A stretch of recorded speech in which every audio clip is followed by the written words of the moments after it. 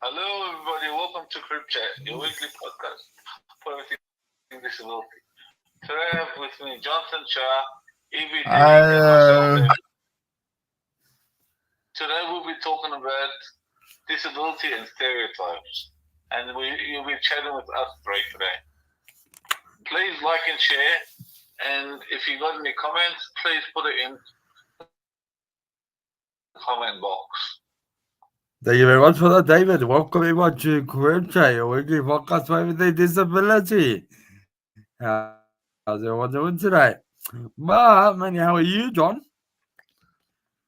I'm good. I'm looking forward to diving into stereo.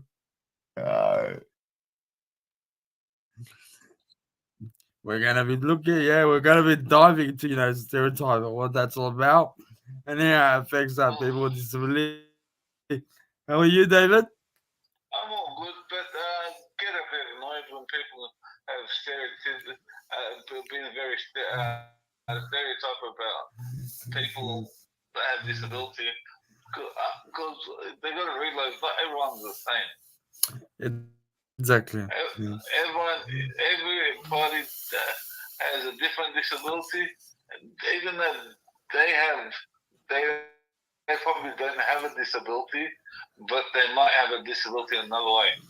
Yes, the invisible disabilities. Yeah, no, thank you for pointing that out, David. Yeah, look, let's get straight into it.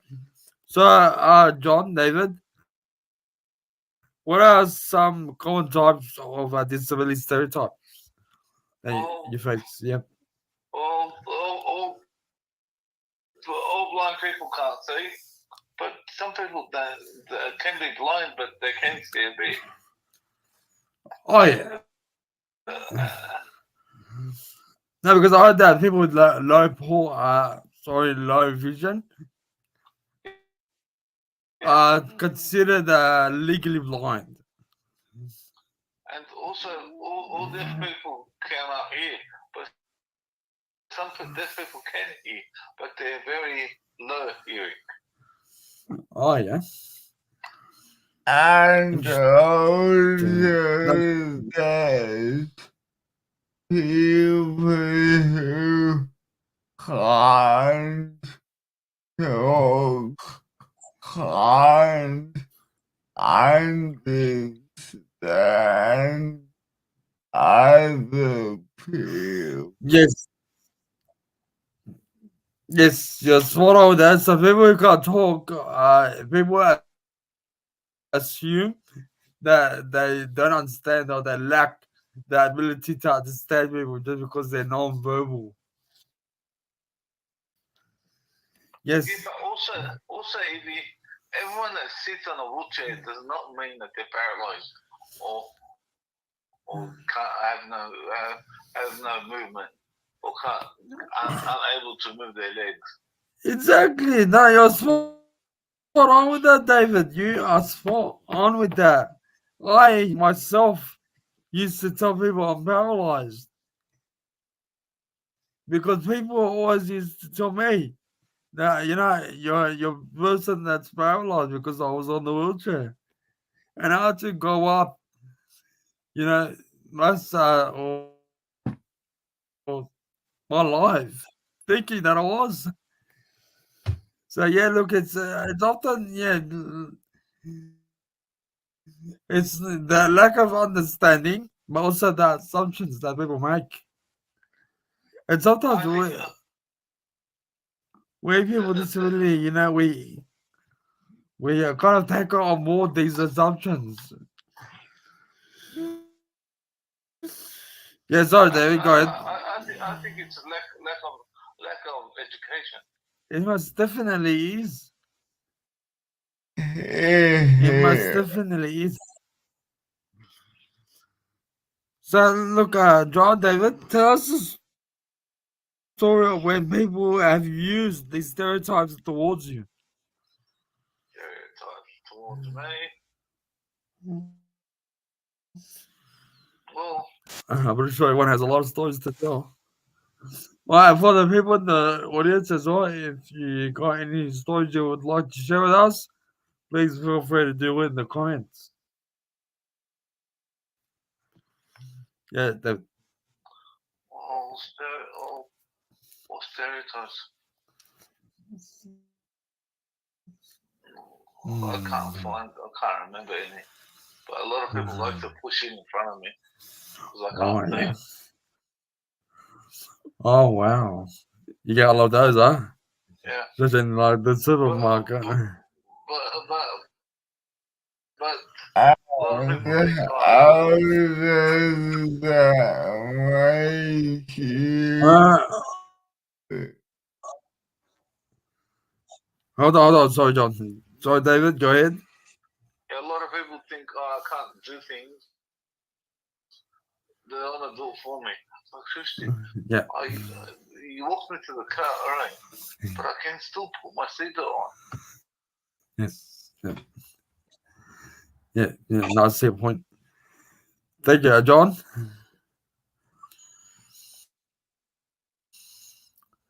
I was gonna ask David, how does it make you feel when people do things for you or barge in your way? Yeah, so how does it make you feel when people do get in your way? What is it? How does it make it? How does it make me feel? A lot of people look. I'm thankful for people trying to help. Yeah. But it's good if they ask, what can I help you with? Not assuming that I can't do something. Yeah. What about when people like get in your way, or they I guess there's some people that don't move out of the way, walk straight in. I'm lucky. I'm a big boy. Yeah. They end up getting worse off than me. Yes. But when shops put out things just to sell things in your way, all right, leave it within the boundaries of the shop, not on the street. Yeah.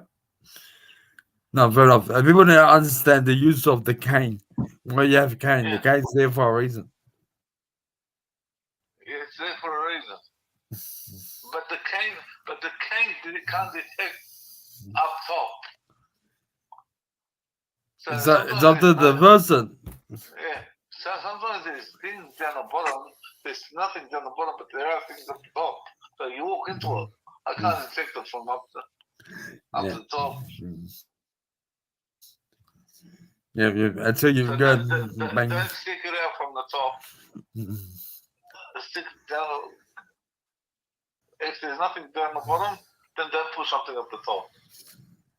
Yeah, that's some good advice for people that are visually impaired. Because it's happened to you before. It's sorry if I, bring this up. It's happened many times. Many times. Wow. And look, to be honest with you, ladies and gentlemen, I was a bare witness to one of those, I guess, happenings. Yeah, you've seen it many times. Yeah. It's all good, but yeah, look, it's good that you are aware of these things and you can educate people about how to make them more, I guess, accessible, for you. More friendly as well. And also, like people when they park in the way. Yeah, especially if they park in the middle of the street, in the middle of the footpath. That's it, middle of the footpath. Okay, I can walk into a car. All right, but to walk around it, you'll have to go onto the road. Yeah. And that's more dangerous. True. Now imagine what you said, but being a person on a wheelchair. Okay. If you block someone's a footpath, they can't go on the road because there's a curb. Unless the curb is flat and you can get off, it'll be all right. We could go around. But then you can go around, but you can't go back up. Exactly. He's blocked the footpath. How are we gonna go around? Do we have to go all the way back? Go onto the road, and yeah, it's gonna be a mission. But in saying that, look, you need to be respectful, of everyone's. I guess it's a public space. It's there for the public, not for you. It's there for public, but if you're gonna need to just park on the footpath to drop off something, do not leave the car. Stay with the car. So if you see someone there, you can help them. And let them know. Well, at least let them know. At least let them know before they walk into it, or they need to go around it. Yep. Sure.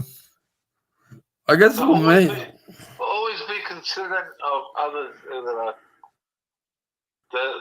less advantaged as you. Yeah. Thank you for sharing, David. Now when someone uses a stereotype towards you, describe how it makes you feel. It makes you feel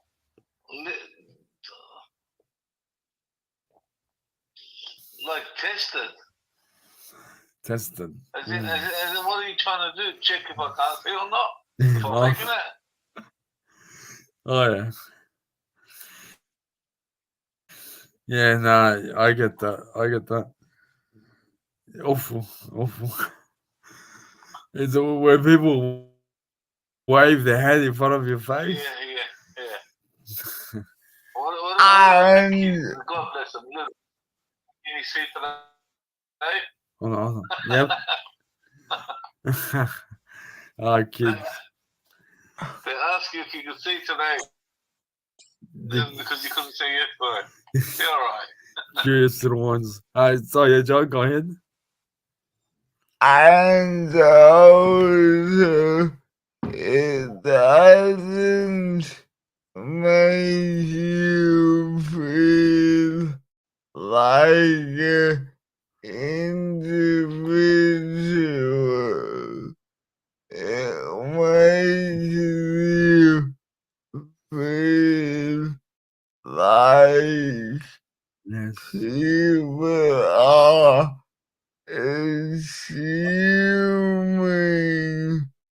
facts about you which are not necessarily true.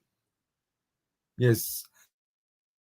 So yeah, people don't see you as an individual rather than they're assuming all these facts about you that are really not necessary, that are really inappropriate, that do put you on the edge and make you feel uncomfortable. And that's true, John. That's true. I get a lot of assumptions, being, I guess, full about me. That does make me feel, uncomfortable and does shut me off towards, people. Especially like with family, Family are there to support you, they're family. But sometimes assumptions come into play, and that's what divides a lot of families. Yeah, David. Yeah. I guess what about when people find out you're from the same background as them, and they'd like to want to help you more Oh yeah, because you're the same background, nice. nationality. The connection's there. The And that, connection's there, but they won't leave you alone then. that's right. That's right. And then you tell them, I just need help for a bit. That's it. They feel like they need a yeah, they need to prove a point. I think it's also the concept of being a hero sometimes gets into play. People, yeah, they want to show like others that like oh, this person is in a vulnerable place. Let me help him and let me be a hero. And look, people do that all the time. Yeah, I guess so. It does make us feel less valued, right? Well, they try to figure out how they relate to you. Oh yeah, yeah. But also look with the people in general, Yeah. individuals. Yeah, sometimes you don't really need their help, but they keep asking you for the help, which I get. They want to do like something good, something I guess nice, but sometimes it does become a bit too much. Yeah, It's like where did you draw the line? That's why we need to know what they say now. I think also the main thing and that concerns me and worries me is respect. Yeah, and people disability don't get the much respect. The people that are, I guess, able-bodied or don't have a disability. The level of respect is gone through the window.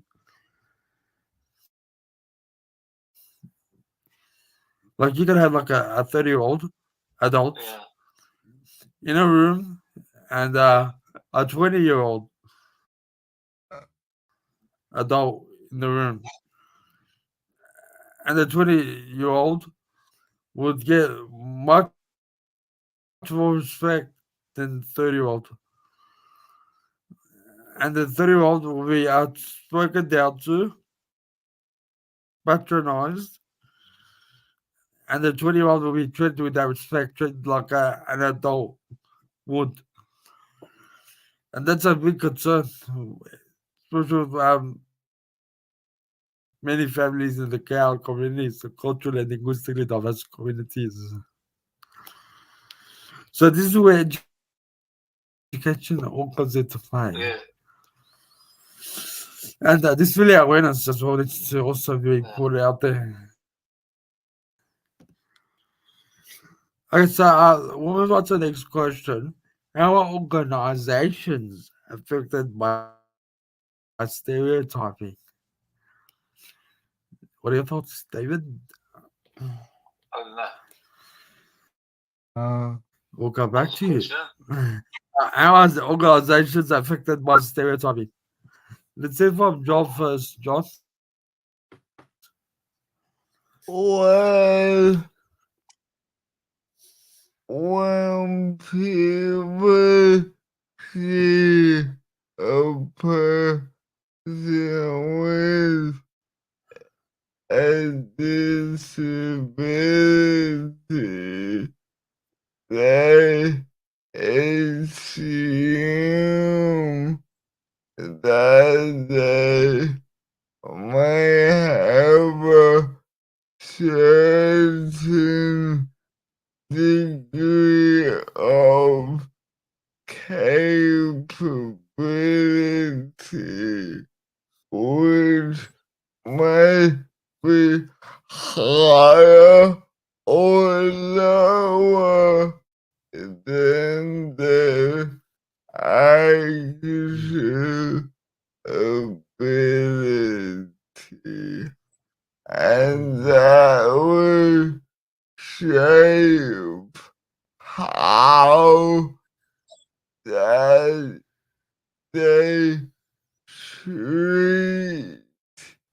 that individual.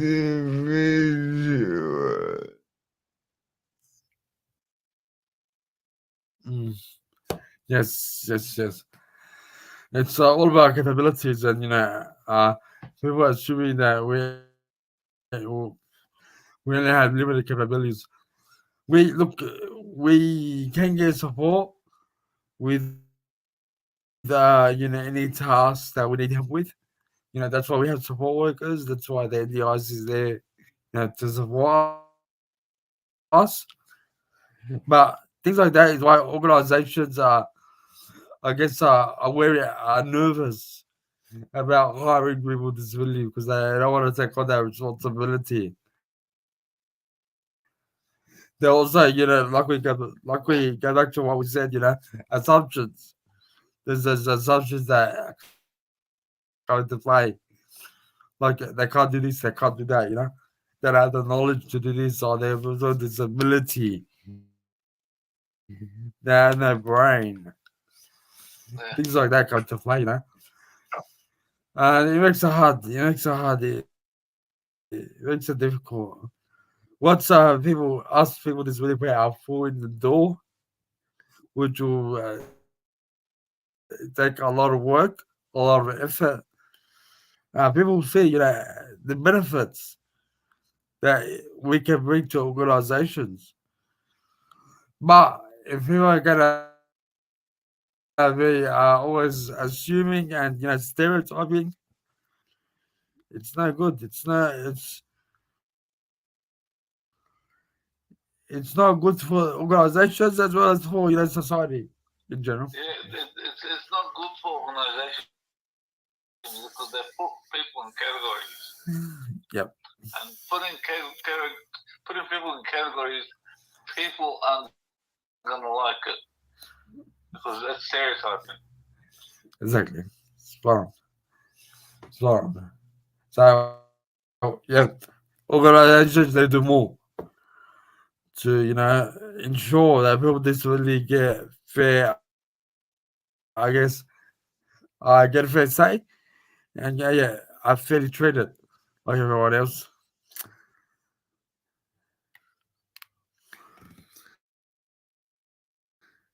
So, do you think common disability stereotypes influence organizations' decisions to employ people living with disability? Yes, I'd say big fat yes. Do I think what? So, do you think common disability stereotypes influence organizations' decision to employ people living with disability? Yeah, Oh yeah, how so? because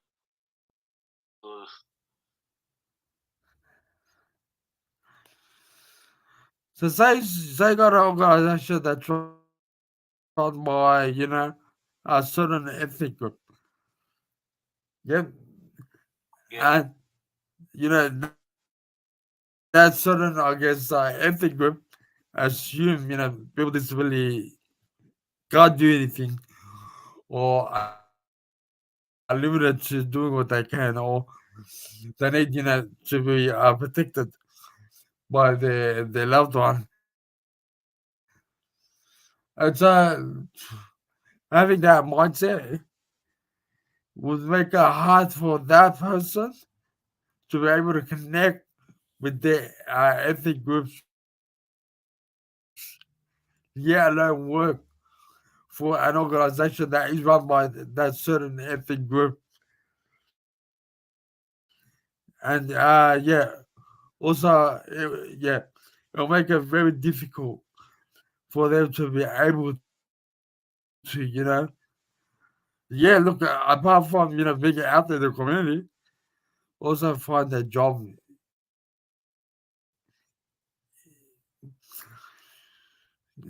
Yeah, it's hard. It is a challenge. It's something you gotta face.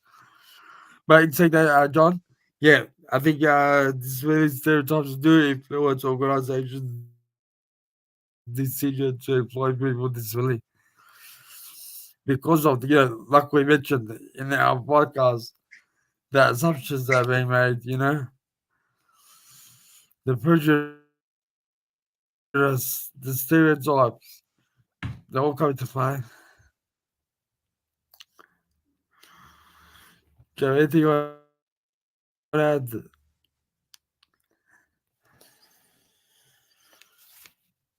I think it's important for organizations to,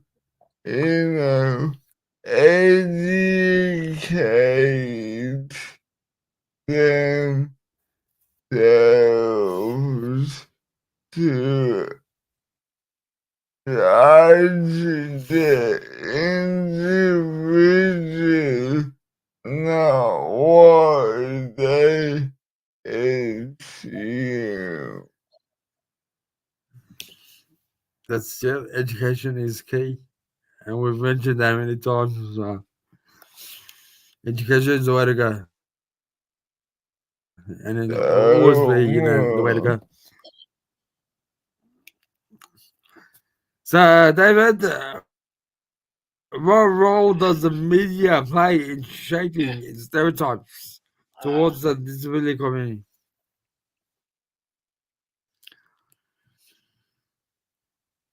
So, I repeat the question: what role does the media play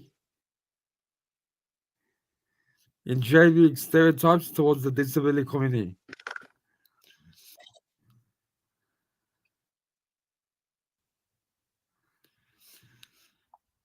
And it's like, David does love.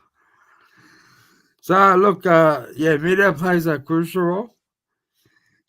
Look, we often hear, I don't know if you've heard of the term inspiration porn being thrown a lot out there, and media seem to, play or seem to, use inspiration porn pretty well. And share stories of, people with disability. If they can do it, why can't you? So sort of along those lines of inspiration. If people can share their success stories through, media outlets, how people, I guess, when they got their education sorted, when they got employment sorted, how people are leaders in their communities. I think that's a great stepping stone towards these stereotypes that are being that are out there in our community. I think that's the way to go. Yeah, John. I think it's important for the media to have a holistic view of disability, not just use as a social inspiration or a sort of tragedy, but honestly, we could devote an entire episode towards this topic. So let's hold our thoughts for that. exactly. Mm. So yeah, seeing them from a holistic view, rather than a source of inspiration, get them to share their thoughts, share their journeys, through the media. Like I said, make it into a positive story rather than a source of inspiration. For people. Yeah, David. Yeah, no. Anything you want to add?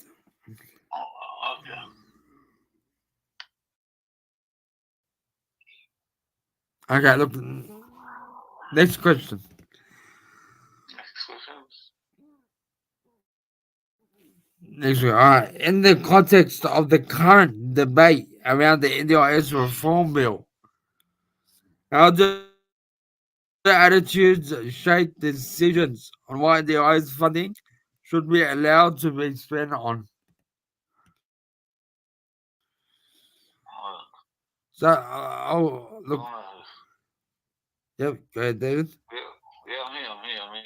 Yep. Yeah, so what are your thoughts?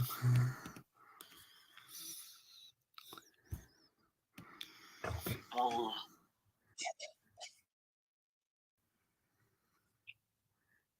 So I'll just rephrase the question. yeah. So, so in the context of the current debate around the NDIS reform bill, so the decisions that were made around the NDIS, how do the attitudes shape the decisions on what the NDIS funding should be allowed to be spent on? So with the NDIS, David, how do I guess attitudes get in the way of how we spend our funding?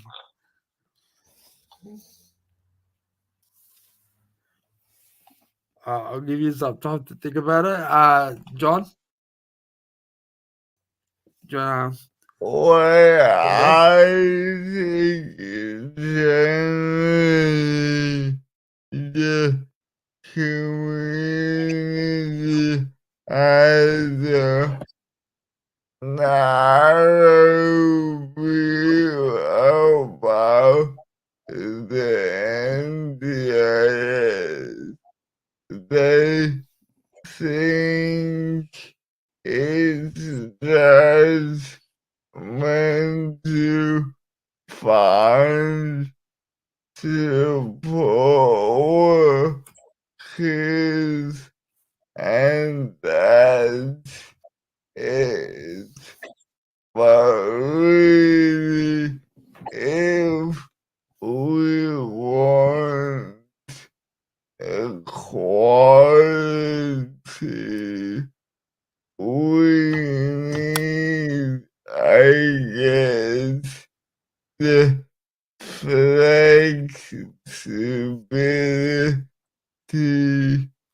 to spend our NDIS on ways to live a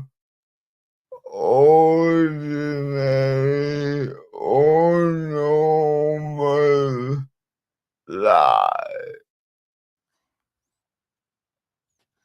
yes, Can you summarize that for us? yeah. Look.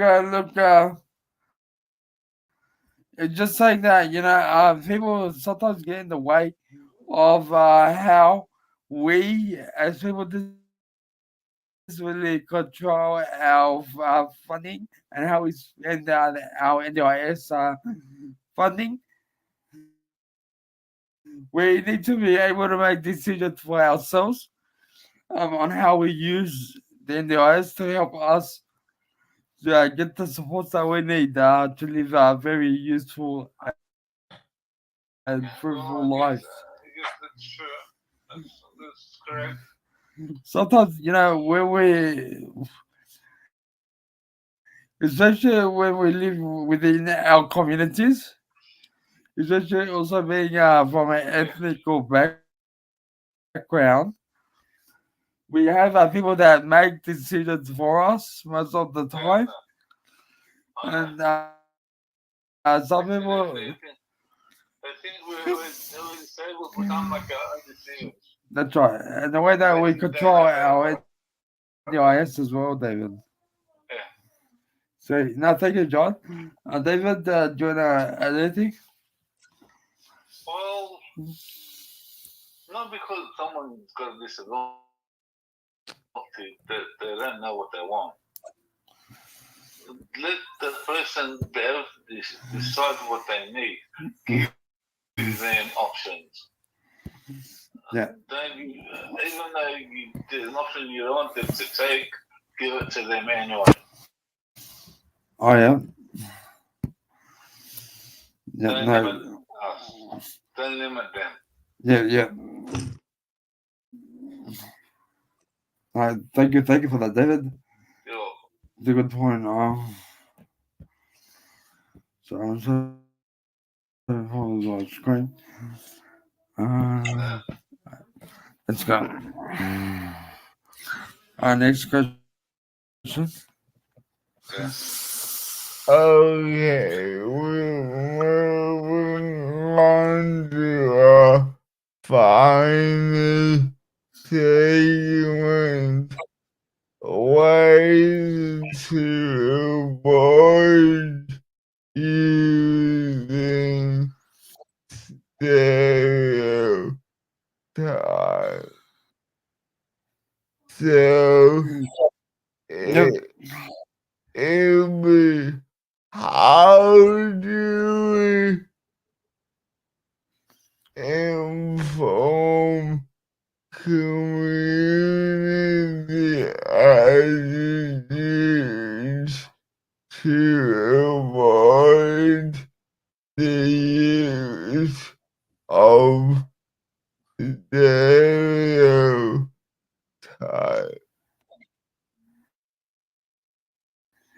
Look, I think it's for me, honestly, going into different communities that are out there and getting people disability to, I guess, talk, to share their stories, with the community. Um, yeah, look, go to your local community, organize an event, invite, people to come and to sort of learn, but also hear from the lived experiences of people with disability, because that's where the richness comes from.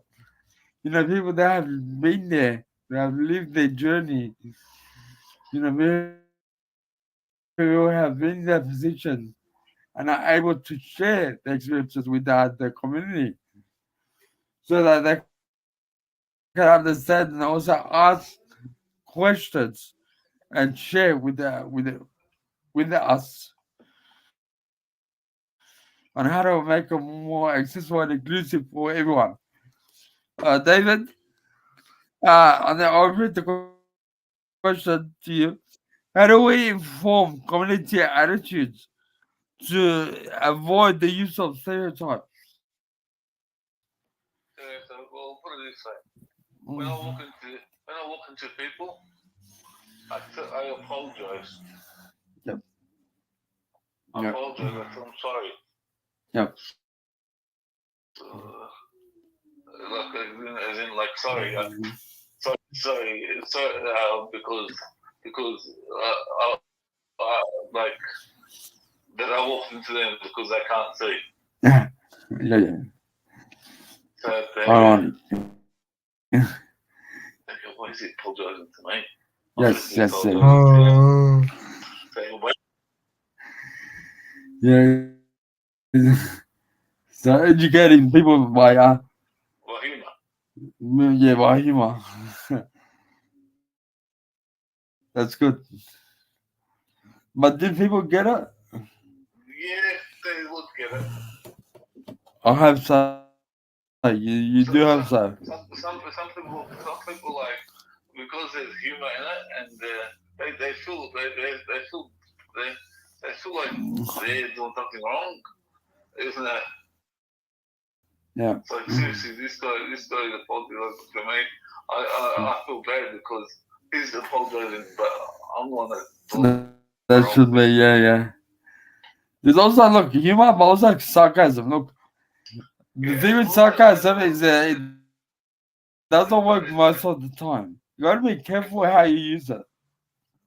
It's like when you want to eat something, Mm. if you're with a person, they'll order for you. They won't ask you what you want. Yep. Yeah. They'll assume that they know what you want.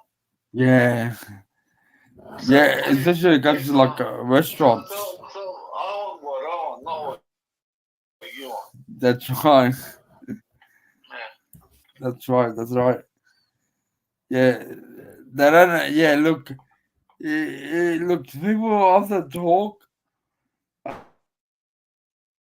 on behalf of people with disability. They talk for them, which I really don't get. Yeah, you're connected with the person. You know them. It doesn't give you the right to talk on behalf of them. Yeah. So, education. It all comes down to education and having these conversations with people in the community. That's the only way that they're gonna, I guess, learn. Otherwise, they're just gonna keep assuming. They're just gonna keep questioning themselves. So, can you share some examples of education and awareness initiatives and how that can be used to break down the negative use of stereotypes? David?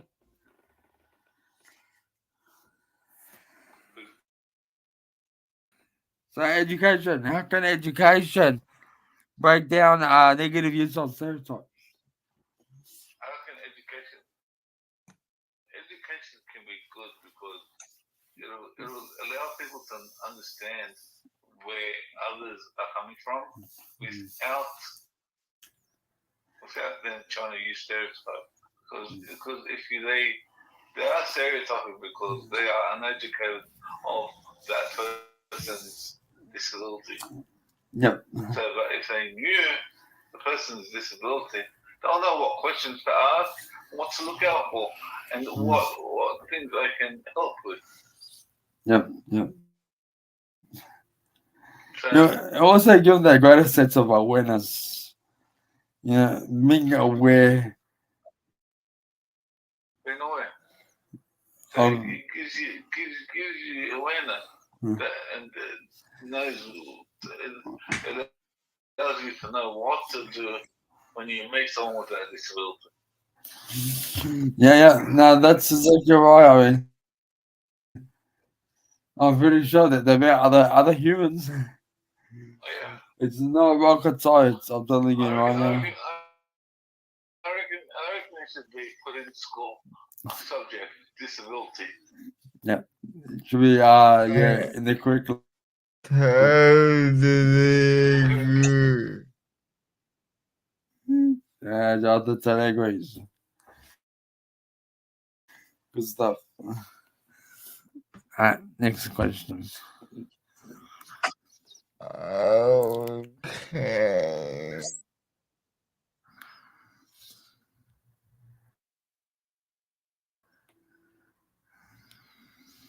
Okay, David, how can we showcase the diversity within people who live with disability? Yeah.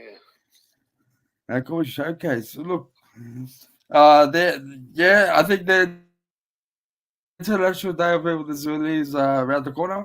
It's coming soon. A lot of organizations, a lot of community leaders are going to be, preparing, for ways of showcasing people with disability in the community. I think it's all about, showing stories, getting ourselves active on social media, becoming a representation of our community. We are all community leaders, and we should be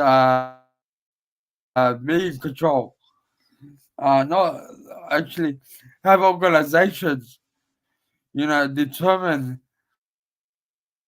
or I guess run these events to showcase people with disability, but also allowing us to be involved.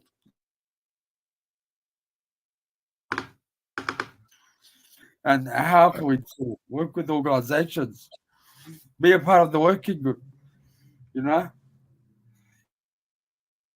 get yourselves out there. People with disability need to, be a part of their community, be a part of the society and educate and lead by example. Anything with that, David?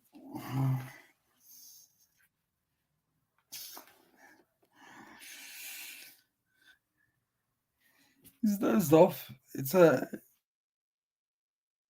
nice Sunday afternoon. I think he's there. He's having a nap. How about you, John? I think in whatever way you can get out there. Show that disability doesn't mean that you can't live a life, but you have to live it in a different way. And we should not be ashamed of our disability. Get out there. Show that we can live with dignity. Yes, exactly. Exactly. It's all about inclusion and accessibility for everyone. Doesn't mean that we have disability we can't do. We're still a part of the community where it's still, a part of society. That's why it's important that we need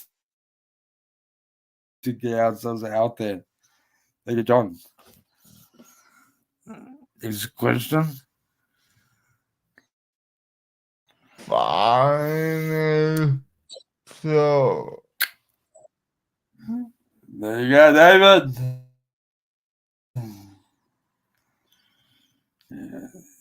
He's dozed off. What are your final thoughts, John? My final thought is we need to judge each individual on their circumstances. We can't make sweeping generalizations based on what we assume is the case. For sure. For sure. Thank you, John. Yeah, we can't assume. We can't also, generalize. And also we can't exclude people with disability when it comes to, decision making, when it comes to, showcasing showcasing people with disability. Our organizations need to, work with people with disability rather than for people with disability. I think when it comes to stereotypes, especially being from a cow community, we get all these different stereotypes, we get all these different prejudices. And look, it's everywhere you go. And we have to deal with these from day to day. So that's why it's important that we educate ourselves and the people around us on how to be more inclusive and accessible for people with disability. David, Yeah, hey, you're back on Earth. What are your final thoughts? Oh, give me the question again. No, there's no question. What are your final thoughts? What are my final thoughts? My final thoughts people should be aware of disability. If they don't know, read up about it and teach your kids that disability does exist and everyone is different. And people that are disabled, ask them if they need help and ask them which way can I help you. Not assume that they need help and take them somewhere and lose them. Yep. Because people with disability, if they need help the way they need help, not the way you think they need help. Well said. Thank you, John. Thank you, David. And yeah, from Evie, I'd like to thank everyone, for joining today. And yeah, we'll see you all next week. Good night, John.